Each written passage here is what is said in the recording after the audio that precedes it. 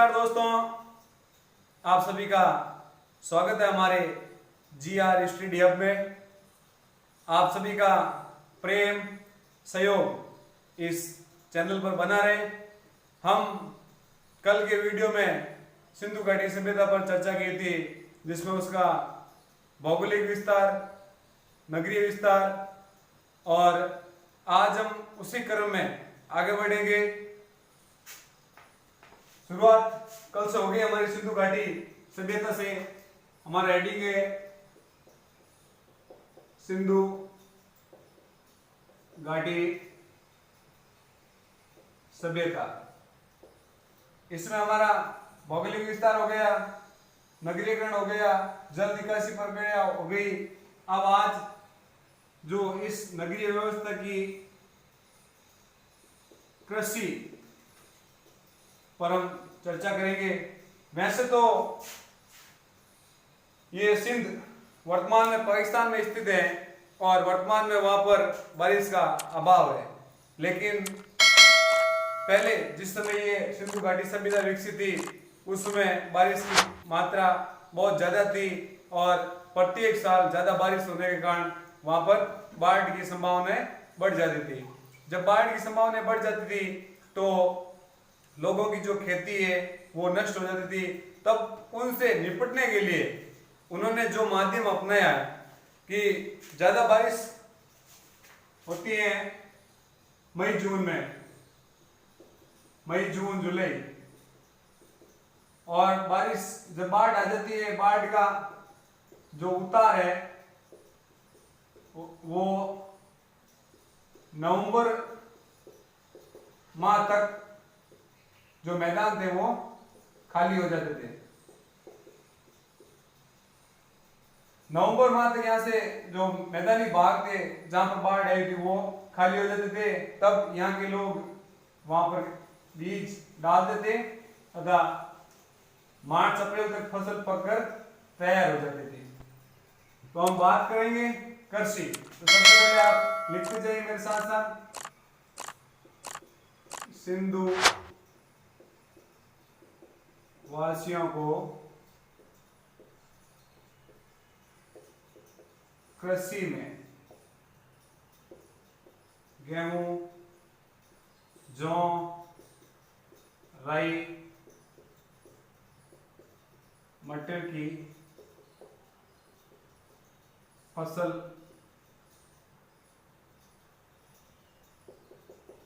उगाते थे। मतलब सिंधुवासी जो हड़प्पावासी लोग थे वो गेहूं, जौ, राई, मटर की फसल उगाते थे तथा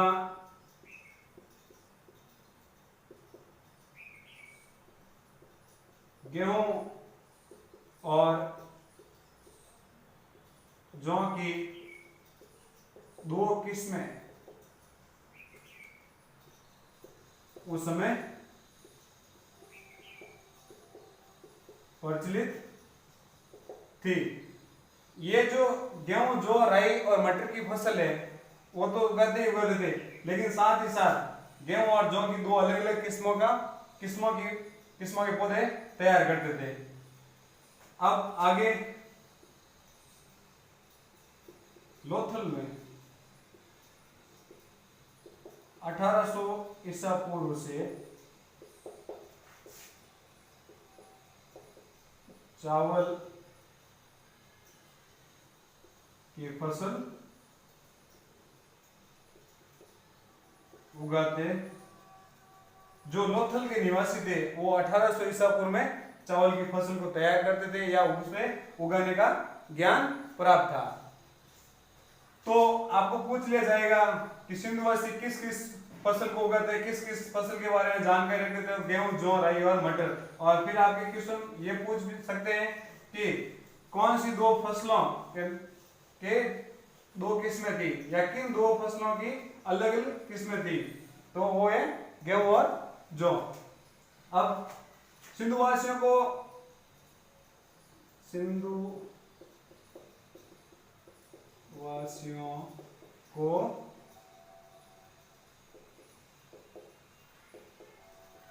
पावड़ा का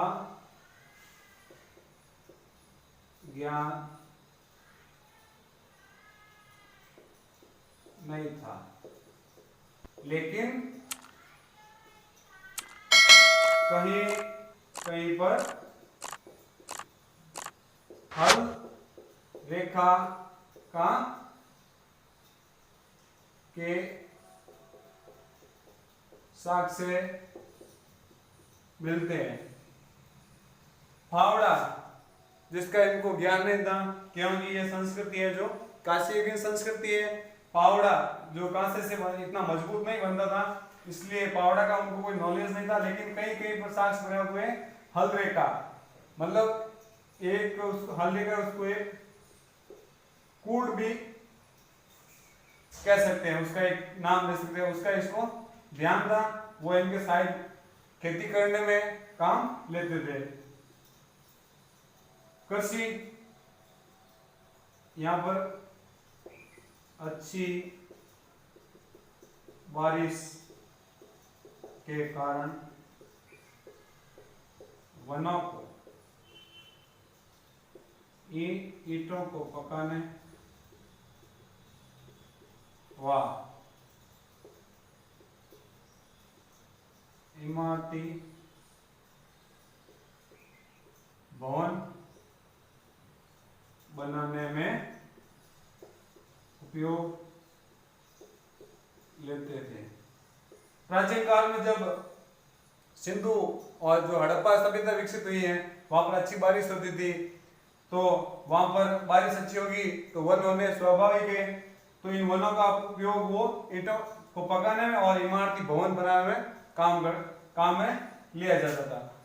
अब नेक्स्ट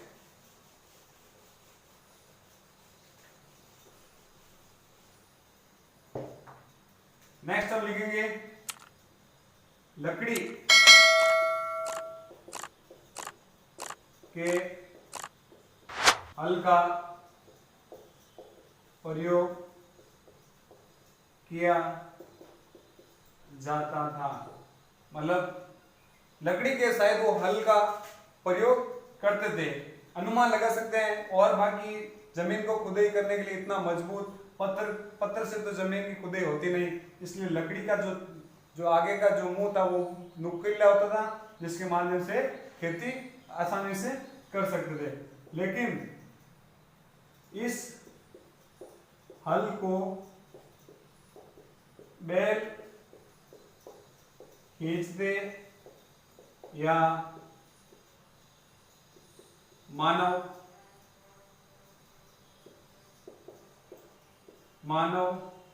ये हमें या मानव इसकी हमें जानकारी प्राप्त नहीं होती है, इसकी जानकारी प्राप्त नहीं होती है। लकड़ी के हलों का प्रयोग करते थे, शायद ऐसा अनुमान लगाते हैं, और ये जानकारी नहीं मिलती है कि इस जो हल का प्रयोग या जो ये हल थे उसको खींचने के लिए बैल काम में लेते थे या मानव खुद खींचता था। अब फसल बुआई हो गई है, तो आगे हम जब फसल कटाई की बात करते हैं तो फसलों को काटने के लिए पत्थर की हंसिया का उपयोग किया जाता था। मतलब फसल को काटने के लिए जिस औजार, वो औजार पत्थर से निर्मित था, उसको हम हंसिया कहते हैं, और वो पत्थर की थी, उसका उपयोग फसल काटने में काम लेते थे। ठीक है, और कृषि के मामले में जो ये सारी चीजें हैं, हल का प्रयोग करते थे शायद, क्योंकि हम अनुमान लगा सकते हैं। और हल को बैल खींचते या मानव इसके साक्ष्य में प्राप्त नहीं हुए। फसलों को काटने के लिए पत्थर की हंसिया का उपयोग करते थे। किन किन फसलों की जानकारी रखते थे। वनों का वो क्या उपयोग करते थे, ईंटों को पकाने में उपयोग करते थे तथा इमारती भवन बनाने के लिए इसका प्रयोग करते थे। अब नेक्स्ट बात करते हैं व्यापार की। हड़प्पावासी व्यापार के क्या क्या साधन थे वो हम बात करेंगे।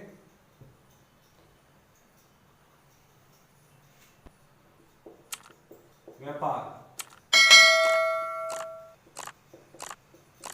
हड़प्पाइयों का मुख्य व्यवसाय था वो व्यापार था। ऐसा हम कैसे कह सकते हैं? ऐसा हम इसलिए कह सकते हैं, मोहन जोदड़ो और हड़प्पा से प्राप्त अनाज के बड़े बड़े कोठारों से जानकारी हासिल करते हैं। व्यापार में इनका मुख्य व्यवसाय था व्यापार करना।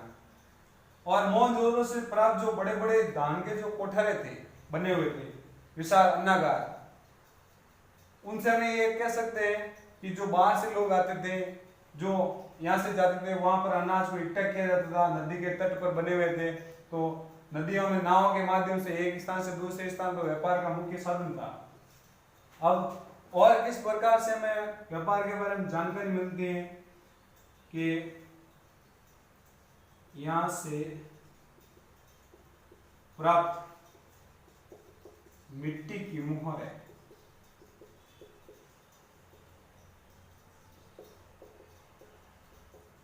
जानकारी मिलती थी। मतलब यहां से जो मोहरें प्राप्त हुई है, कहता है ऐसा मेसोपोटामिया की जब खोज हुई थी तो वहां पर हड़प्पा की बहुत सारी मोहरें मिली थी।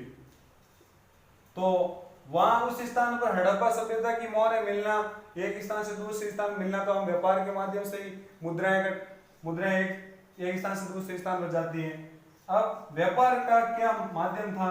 व्यापार में आभूषण,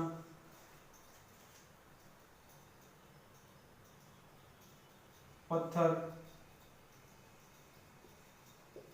हड्डियों का व्यापार किया जाता था। मतलब ये लोग आभूषण, पत्थर और हड्डियों का व्यापार करते थे।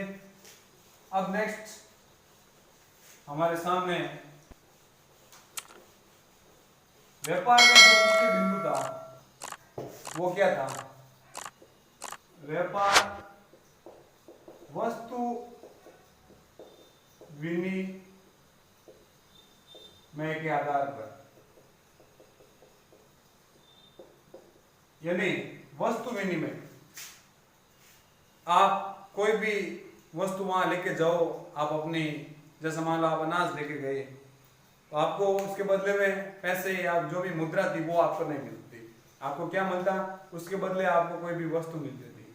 मतलब वस्तु के बदले वस्तु, ये होता है वस्तु विनिमय।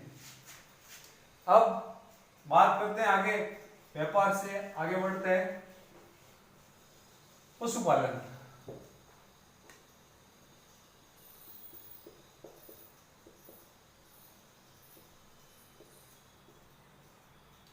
सिंधु सभ्यता के जो लोग थे उनका जो अधिकांश निर्भरता का समय था, यानी जिस पर निर्भर थे वो थी कृषि। उसके बावजूद भी सिंधुवासियों ने पशुपालन में अपना विशेष महत्व रखा है।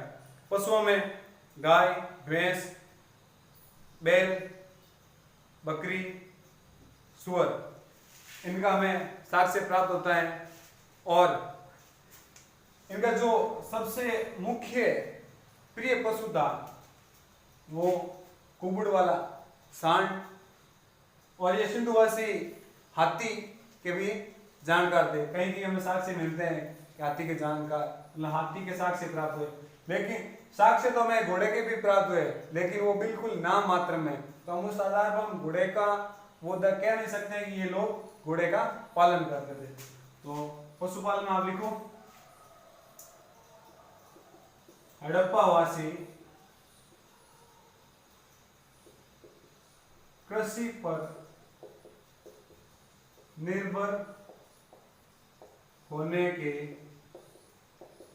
बाद भी पशुपालन में विशेष रुचि रखते थे। नेक्स्ट, ये लोग बैल, गाय, भैंस, बकरी व सूअर का पालन करते थे। ये आपको पूछ लिया जाएगा कि सिंधुवासी या हड़प्पावासी किन किन पशुओं को पालते थे। बैल, गाय, भैंस, बकरी, सूअर का पालन करते थे। यहाँ पर कुत्ता तो वैसे भी पालतू जानवर ही है। कुत्ते और बिल्ली के चरणों के चिन्ह भी मिलते हैं। सिंधुवासियों में जानवर के अंतर्गत कुत्ता तो वैसे भी हमारा पालतू जानवर है, और बिल्ली के इन दोनों के चरणों के चिन्ह भी हमें मिले हैं। इनका प्रसिद्ध जानवर में एक सींग वाला, जो शायद गैंडा भी हो सकता था। मतलब सिंधुवासियों का जो प्रसिद्ध जानवर था जिसको वो पालते थे, वो एक सींग वाला जानवर हम गैंडे को कह सकते हैं। अब नेक्स्ट,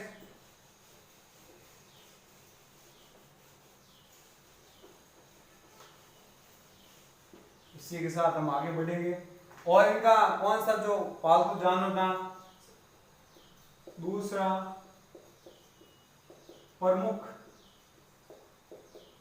पालतू जानवर में से कुबड़ वाला सांड।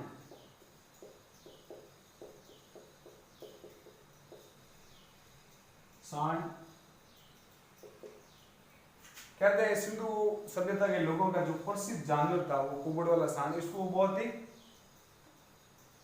इसको रखने पर बहुत ही खुशी महसूस होती थी कि हमारे पास इस प्रकार का जानवर है। तो पशुपालन हो गया हमारा। पशुपालन में आपको यही पूछा जाएगा कि सिंधुवासी किस पशुओं से परिचित थे। आपको ऑप्शन दे दिए जाएंगे, जिसमें सबसे पहला ऑप्शन आएगा घोड़ा, फिर आएगा बैल, गाय, भैंस। तो आपको इनमें से पूछ ले जाएंगे कौन सा नहीं है। तो हम कह सकते हैं कि अभी तक घोड़े के जो साक्ष्य प्राप्त हुए हैं वो इतने नहीं हुए कि हम घोड़े को मान्यता दे सकते हैं कि सिंधुवासी लोग घोड़े का पालन करते थे। तो आपको यही ध्यान रखना है कि कौन कौन से पशु थे सिंधुवासियों को। एक चीज और लो, हाथियों का भी ज्ञान था।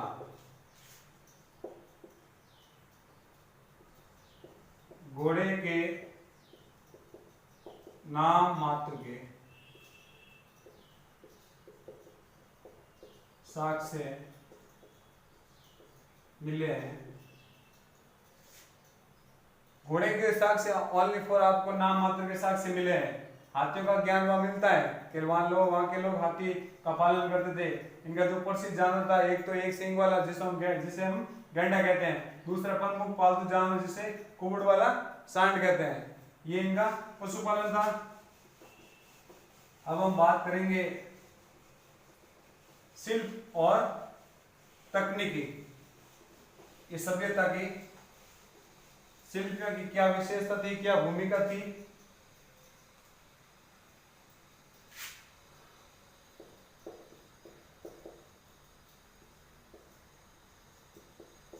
शिल्प और तकनीकी। हड़प्पा सभ्यता एक कांस्य युगीन सभ्यता है, लेकिन इसमें जो अधिकांश औजार मिले हैं वो पत्थरों से निर्मित औजार मिले हैं। इनको ध्यान था कांसे से बना ये औजार बना सकते थे, लेकिन वो इतनी मात्रा में नहीं मिले हैं जितने पत्थर के औजार मिले हैं। शिल्पियों में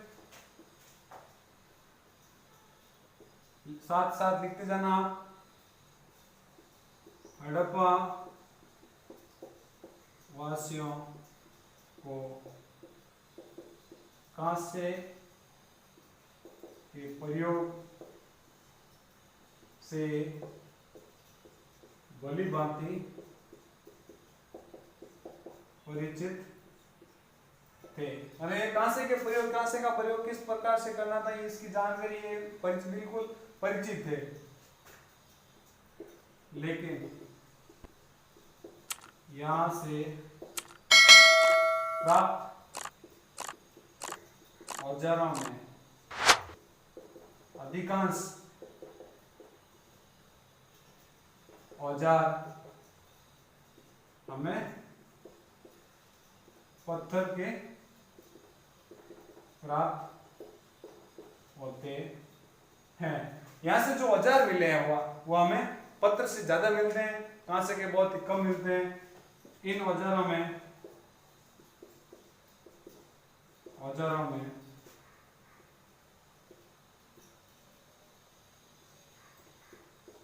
कुल्हाड़ी, छुरा, आरी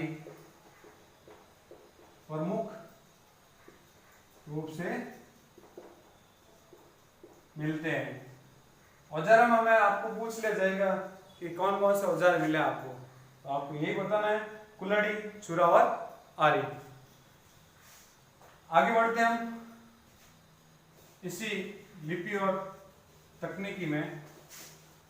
जो हड़प्पा के लोग थे उनमें जो शिल्पकार थे उनका बड़ा योगदान था। हड़प्पा वासियों में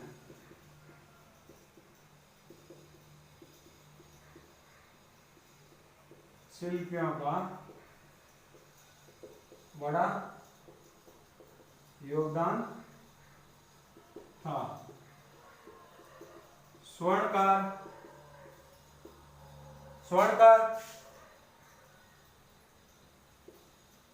रत्नों के आभूषण, सोना चांदी के आभूषणों का निर्माण करते थे। जो स्वर्णकार थे वो रत्न आभूषण, सोने चांदी के आभूषणों का निर्माण करते थे। इसमें कुमार की चौक के साक्ष्य भी बहुत मिलते हैं। और कुमार की चौक मिल रही है तो हमें मिट्टी के बर्तन भी मिलेंगे। तो यहां से मृतबाण के चिकने व पॉलिश युक्त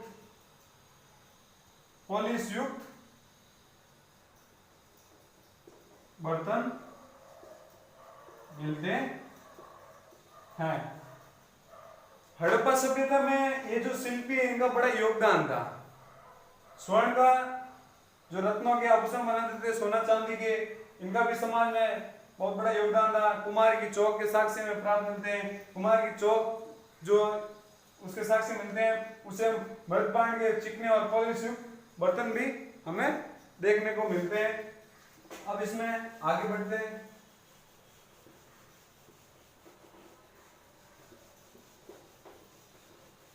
इस शिल्पियों में इसमें स्थापत्य कला में बड़े बड़े भवनों का निर्माण भी महत्वपूर्ण, यानी यहां से जो भवन मिले स्थापत्य कला की दृष्टि से वो भी अपनी महत्वपूर्ण स्थान रखते हैं, जो ईंटों से निर्मित थे।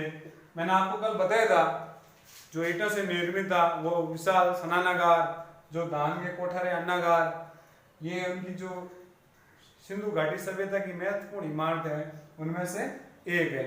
अब हम बात करेंगे आगे, लिपि हो गई हमारी, सॉरी लिपि नहीं, शिल्पी। अब यहां की राजनीतिक व्यवस्था, राजनीतिक व्यवस्था, सिंधु घाटी सभ्यता की राजनीतिक व्यवस्था क्या थी, इस पे हम थोड़ी चर्चा करेंगे कि जो सिंधु घाटी के लोग थे उनको ऐसे हमें कोई साक्ष्य नहीं मिले जिससे हम ये कह सकते हैं कि वहां पर कोई राजा या कोई सामंत शासक कर रहा था, लेकिन ये हम अनुमान लगा सकते हैं इस प्रकार से एकजुट या एकीकृत संस्कृति किसी केंद्रीय सत्ता के बिना संभव नहीं है। तो आगे लिखोगे हम, हड़प्पा में किसी राजनीतिक पद या स्थान का कोई साक्ष्य नहीं मिलता है, लेकिन फिर भी इस प्रकार एक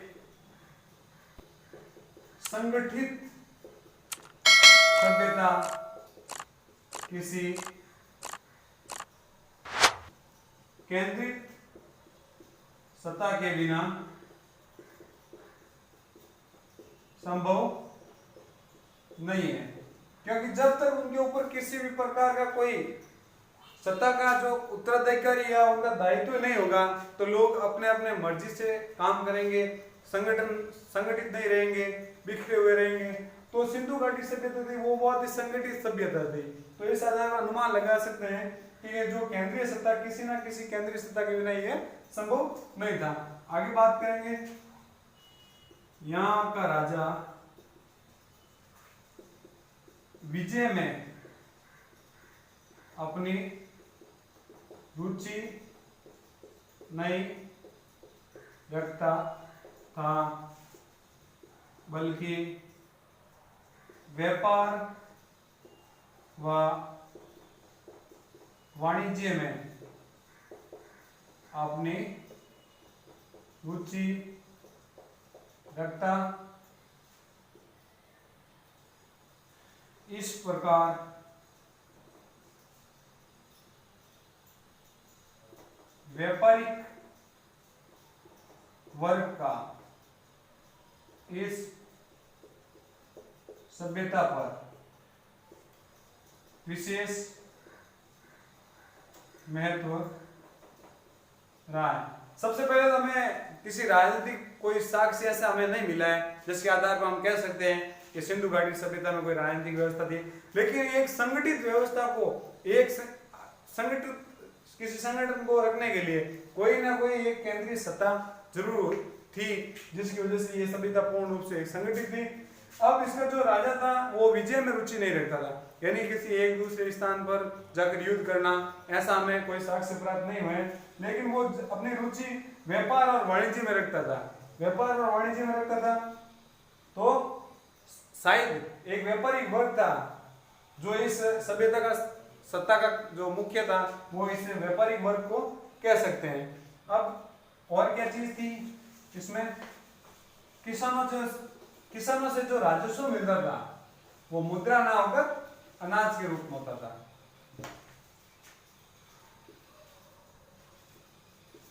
किसानों से राजस्व मिलता था जो मुद्रा न होकर अनाज के रूप में, और शायद ये राजस्व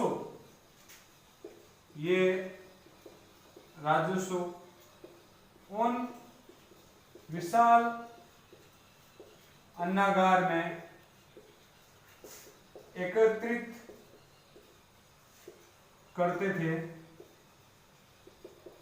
जिससे संकट के समय काम में लिया जाता था। किसानों से वहां के जो लोग थे वो शायद राजस्व के रूप में मुद्रा ना लेकर अनाज लेते थे, और वो सारा अनाज कहाँ इकट्ठा करते, शायद विशाल जो अन्नागार बने हुए थे उसमें इकट्ठा करते थे। और क्यों करते थे कि यदि मान लो हमारे भविष्य में किसी भी प्रकार का कोई संकट आ जाए तो उस संकट का सामना करने के लिए वो अनाज एकत्रित रखते थे। यह थी सिंधु वासियों की राजनीतिक व्यवस्था। अब हम बात करेंगे आगे धार्मिक व्यवस्था।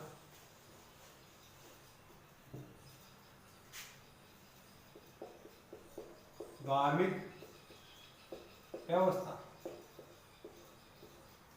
धार्मिक व्यवस्था में क्या थे, लोग किस देवताओं की पूजा करते थे, किस में अपनी आस्था रखते थे, परिवार कैसा था, ये भी एक धार्मिक स्थिति में आता है। कि मातृसत्ता, जैसे मेसोपोटामिया में मातृसत्तात्मक परिवार था। मेसोपोटामिया में जब राज्य और जो संपत्ति थी उसके उत्तराधिकारी कन्या को बताया गया था, लेकिन इस प्रकार ऐसा सिंधु घाटी सभ्यता में नहीं हुआ कि कन्या या महिला उस धन की या राज्य की उत्तराधिकारी होती थी। तो हम धार्मिक व्यवस्था में अधिकांश पक्की मिट्टी से निर्मित मूर्तियों में महिलाओं की संख्या ज्यादा थी। जो वहां से मिट्टी से निर्मित पक्की ईंटों की जो मूर्तियां मिली है वहां से महिलाओं की जो संख्या थी वो ज्यादा थी। एक मूर्ति में महिला के गर्भ से निकलता हुआ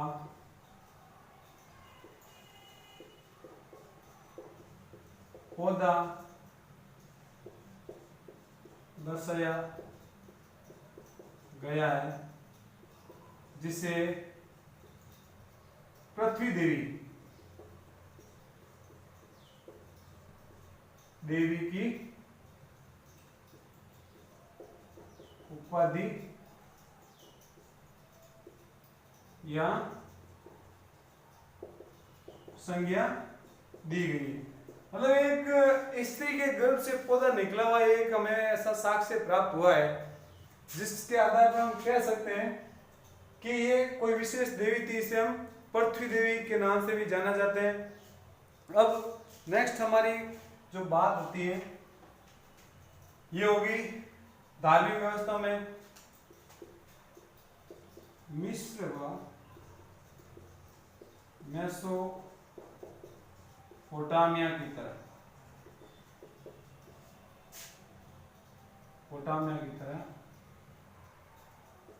राज्य व संपत्ति की उत्तराधिकारी कन्या को नहीं मानते थे। मतलब इस प्रकार की जो मूर्तियां मिली है कि मातृ शक्ति की मूर्ति मिली है, गर्भ से निकला, उसे पृथ्वी की देवी की संज्ञा दी है, लेकिन फिर भी मिस्र और मेसोपोटामिया की संस्कृति में जैसे कन्या को राज्य और उसकी संपत्ति का उत्तराधिकारी मानते हैं, वैसे हड़प्पा और सिंधु घाटी सभ्यता में नहीं मानते। अब बात करेंगे हम पुरुष देवता की। ये धार्मिक व्यवस्था में है कि पुरुष देवता किस प्रकार से या किस प्रकार की पूजा, किस प्रकार की मूर्ति मिलती है। पुरुष देवता, पुरुष देवता के अंतर्गत यहां से जो एक पुरुष देवता में यहां से प्राप्त एक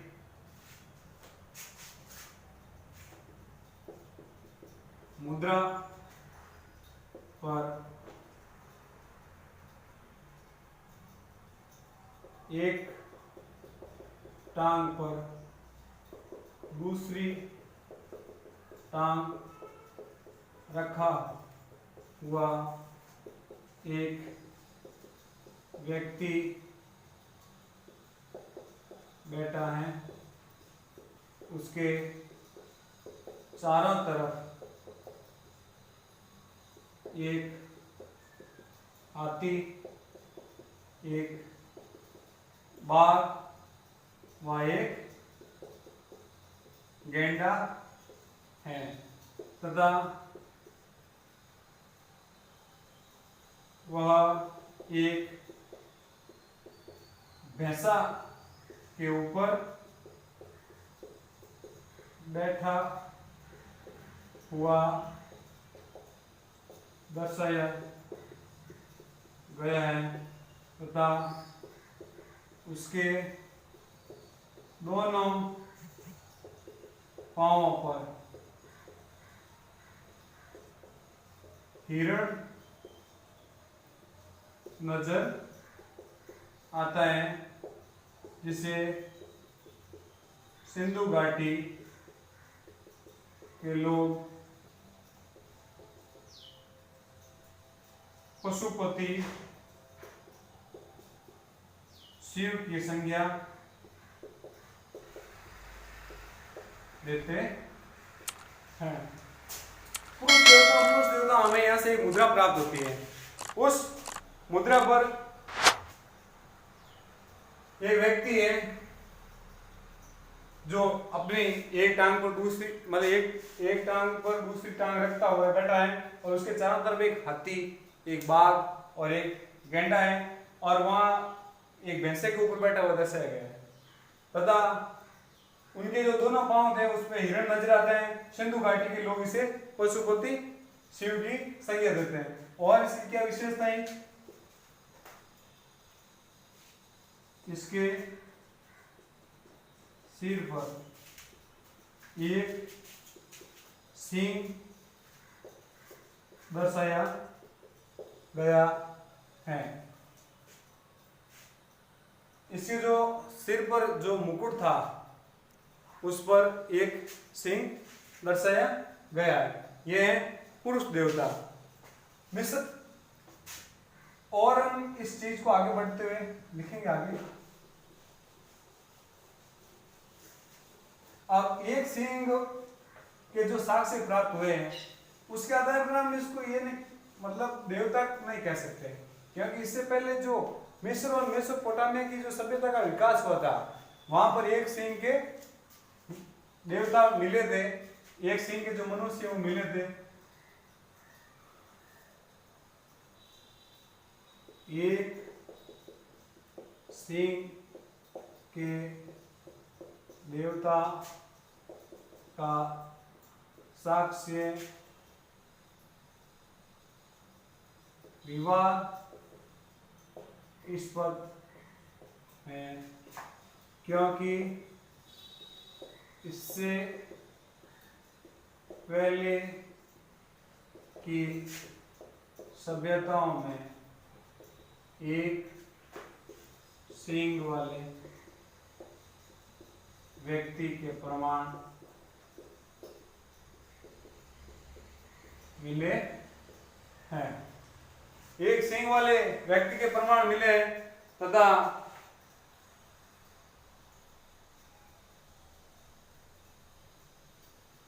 ये हो गया हमारा एक पुरुष देवता का जो प्रमाण है वो मिला है।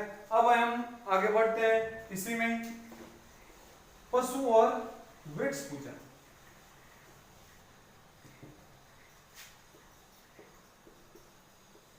पशु और वृक्ष पूजा। पशु और वृक्ष पूजा कैसे? यहां पर एक जो मुद्रा मिली है, एक मुद्रा में पीपल की टहनियों के बीच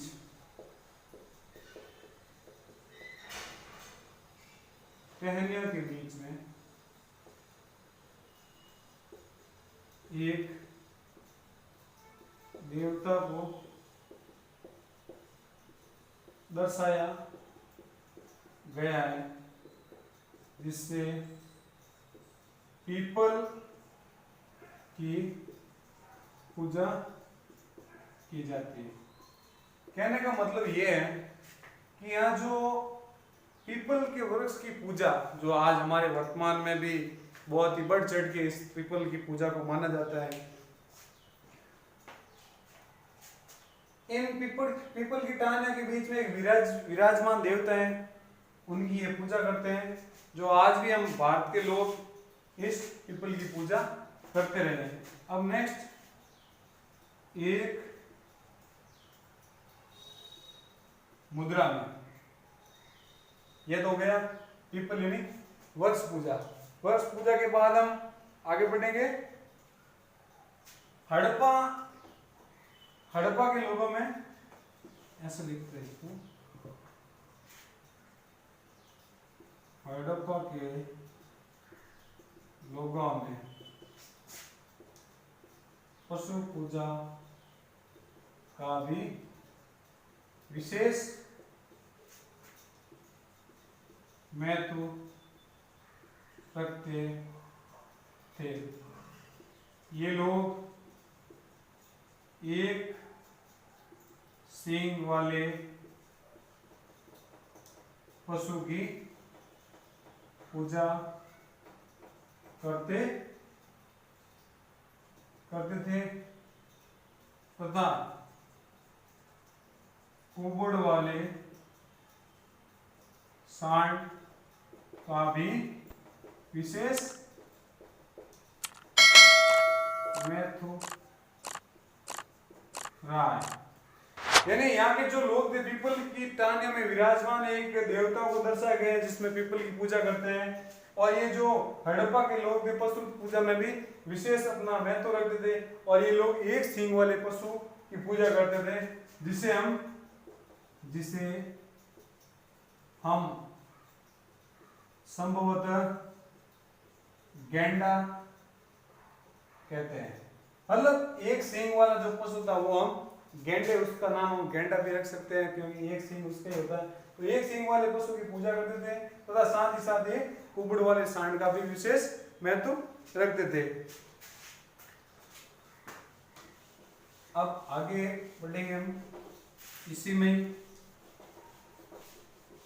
आपको पूछ लिया जाए कि हड़प्पा के लोग किस प्रकार के पशु की पूजा करते थे, तो आपको ऑप्शन में या तो दे रखा होगा कुबड़ वाला सांड, या फिर आपको दे रखा होगा एक सींग वाला जानवर। यहां से देवताओं के मंदिर के प्रमाण